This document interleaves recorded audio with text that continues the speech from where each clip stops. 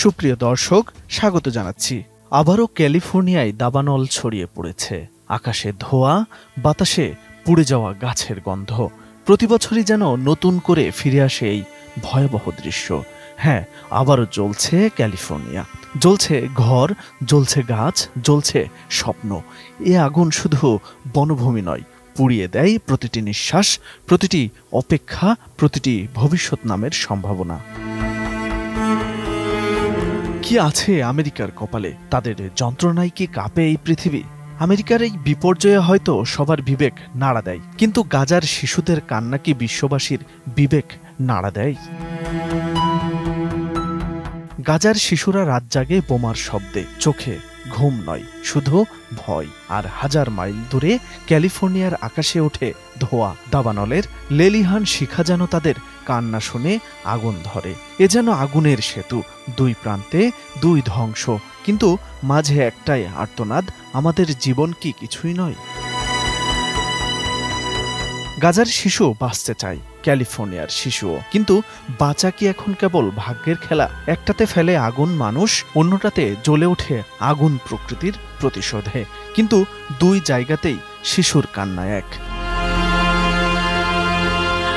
যখন গাজার আকাশ কাঁপে ড্রোনে, তখন ক্যালিফোর্নিয়ার আকাশে পড়ে ছাই। এই গন্ধ, এই দগ্ধ প্রতিচ্ছবি পশ্চিমাদের চোখে আসে না।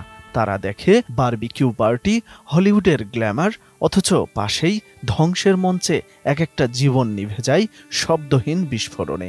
কে বলে আগুন শুধু তাপ দেয়? আগুন মনে করিয়ে দেয় কে কোথায় কাঁদে, কে কোথায় ভুলে যায়। গাজার শিশুদের হাহাকারে পুড়ছে ক্যালিফোর্নিয়া বারবার। তারা হয়তো আলাদা ভূখণ্ডে জন্মেছে, কিন্তু নিয়তি এক, অমানবিকতার সীমানায় বন্দী। এ আগুন নেভাতে শুধু পানি নয়, লাগে বিবেক, লাগে হৃদয়ের বিপ্লব। ঠিক ৩ মাসের মাথায় আবারও আমেরিকার ক্যালিফোর্নিয়ায় চলতি বছরের সবচেয়ে বড় দাবানল ছড়িয়ে পড়েছে।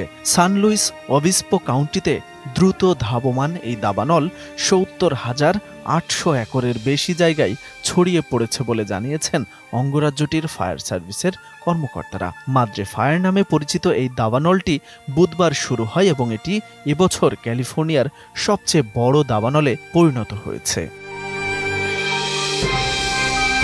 ক্যাল ফায়ার জানিয়েছে, দাবানল নেভাতে ৬০০ এর বেশি কর্মী ও ৪০টি অগ্নি নির্বাপক ইঞ্জিন মোতায়েন করা হয়েছে। ২ শতাধিক মানুষকে নিরাপদে সরিয়ে নেওয়া হয়েছে এবং আগুনে অনেক বাড়িঘর হুমকির মুখে।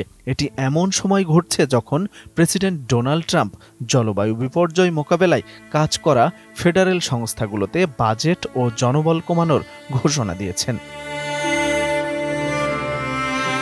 ক্যালিফোর্নিয়ার গভর্নর গ্যাভিন নিউসাম জানিয়েছেন, ট্রাম্পের অযোগ্যতা এখন জীবনের জন্য হুমকি হয়ে দাঁড়িয়েছে। গত জানুয়ারিতে লস অ্যাঞ্জেলেসে ভয়াবহ দাবানলে ৩০ জন নিহত হওয়ার পর থেকে ক্যালিফোর্নিয়া একাধিক বড় আগুনে ক্ষতিগ্রস্ত হয়েছে। ফলে সামনের গ্রীষ্মে আরও খারাপ পরিস্থিতির আশঙ্কা করা হচ্ছে।